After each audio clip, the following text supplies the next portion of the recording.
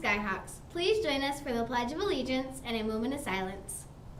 I pledge of allegiance to the flag of the United States of America and to the republic for which it stands, one nation, under God, indivisible, with liberty and justice for all. And now for a moment of silence. And now for the SOAR pledge. I will be a person who is safe, organized, accountable, and respectful every day. Skyhawks SOAR. We hope you had a good weekend. Today is Monday, day 6. I think it's time to start the end of the year countdown. We only have 8 days of school left. We will now go to a few students in Mr. Richards' class. They will be performing a short poem. Good morning, Skyhawks! Alliteration is when words start with the same letter. This poem is called Summer Alliteration by Brittany Hayes. Clouds calmly crawl across the great blue sky. Busy buzzing bees fly right near my eye. The sunny summer sun tans the children playing. 5 flimsy flowers stand still as if behaving. Summer sings songs so that we can listen to. The wonderful wild world wants me to sing with you. This evening, the newest members from NJHS will be inducted to the 2015 to 2016 Society. NJHS stands for the National Junior Honor Society. Congratulations to those few select students that will be representing Skyview next year. Tomorrow evening is a sports banquet. The evening begins at 5:30. Please remember to bring your tickets with you. Thursday evening, you are invited to the Skyview's choir concert from 6 to 7 p.m. in the multi-purpose room. The students will be performing songs about the human spirit. Spirit Week began today. This week's theme is summer. So tomorrow, show up to school dressed in your best tourist outfit. And teachers, that means that you can wear jeans to school as long as you are wearing a tourist clothing.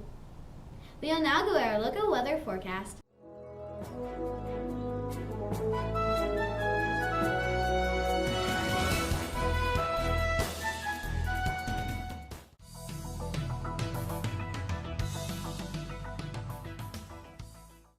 On the lunch menu today, Miss April is cooking up a pretzel melt, a meaty hamburger, and a breakfast lunchbox. Your side dishes today will be celery and pineapples. We have an important announcement. Mr. Hines would like to let everybody know that he is awesome. We missed South Africa last week, so we don't want to keep our friends at Seamount waiting, so let's head over to Kiki and Simon. Hello, Seamount Skyhawks. Today our guest host is Simon. Hello, everybody. Thank you for having me. It's time for What Up Wednesday. Simon, I know you're new, but it's Friday. Oh, yeah. We couldn't record Wednesday. Simon, can you believe we only have one more segment for our pen pals? I can't believe our school year's almost over. Seamount, we sure are happy you finally received our second package. Skyhawks, can you believe it took over 2 months for the second package to reach South Africa? Whoa. Well, Simon, we are halfway across the world from them. The package had a long way to go. We are so glad and so happy to share the most recent pictures you sent us with our school. Skyhawks recognize our t-shirts? Yes, we have soared into South Africa. Now, Seamount, can we ask you a favor? If it's possible, before our final segment next week, could some of you put on the t-shirts and snap some pictures of yourself in South Africa? I'd love to see someone wearing our Skyview t-shirt and walking on the South African beach. Wish I could walk on the South African beach.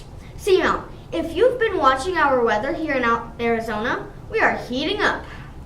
You said that right. Here comes our Arizona summer. We'll see you next Wednesday for, sadly, our final segment of the year. Thanks, Simon, for helping us out today. Bye. It's time to head to space. Let's find out how astronauts relax in their free time on Space to Ground. Houston Station on Space to Ground. Welcome to Space to Ground, your weekly look at what's happening on board the International Space Station. I'm Dan Hewitt.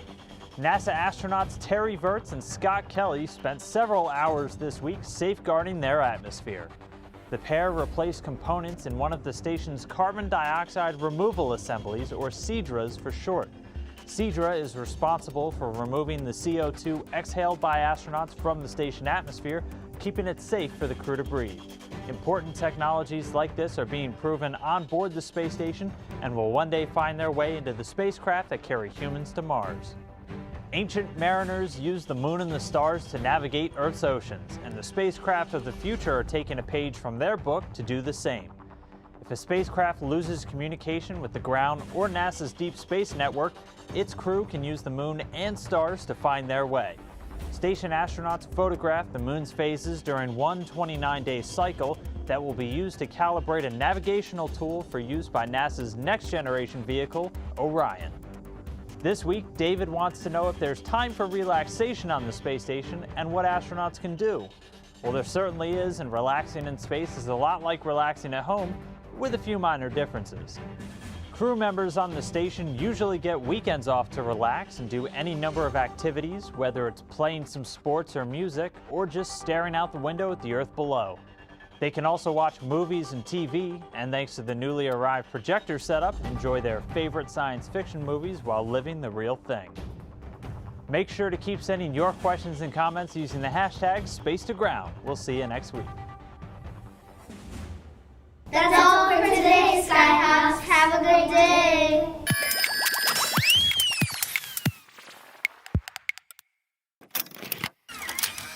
Tape on Wednesday. Simon, can you believe we only have one more segment for our pen pals? I can't believe our school year is almost over. Steam out. We sure are happy. You finally. I lost it. Should we break this up? I was sputtering. Yeah. How long? I was sputtering. Yep. 3, 2. Hello, Sea Mountain Skyhawks. Today our quest host Again! No!